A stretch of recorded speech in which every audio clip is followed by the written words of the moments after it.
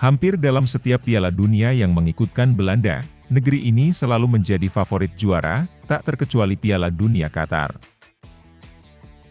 Kali ini mereka langsung menghadapi ujian berat pada hari pertamanya dalam pertandingan Grup A Piala Dunia 2022 dengan melawan juara Afrika, Senegal, yang kehilangan Sadio Mane. Pelatih mereka sendiri, Louis van Gaal, percaya Belanda memiliki kemampuan untuk melangkah sangat jauh yang akhirnya menjuarai Piala Dunia setelah kalah dalam 3 final sebelumnya pada 1974, 1978 dan 2010.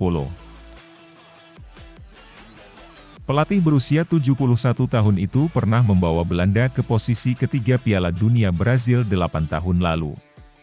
Sejak kembali melatih timnas Belanda, dia telah mengantarkan timnya melewati 15 pertandingan tak terkalahkan.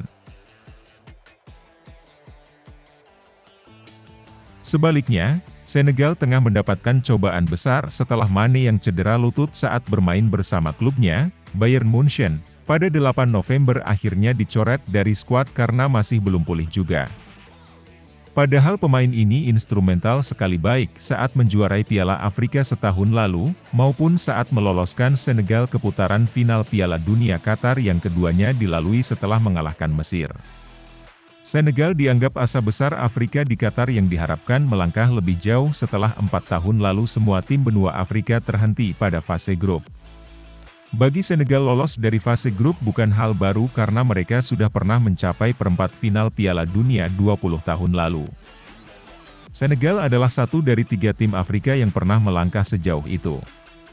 Kini, pelatih Aliou Cissé menginginkan pemain-pemainnya percaya bisa melangkah lebih jauh dari perempat final sekalipun sudah tidak ada lagi Sadio Mane dalam skuad mereka. Cissé yakin tim asuhannya bakal membuat terobosan yang tak saja membuat rakyat Senegal bangga, tetapi juga seluruh penghuni Afrika.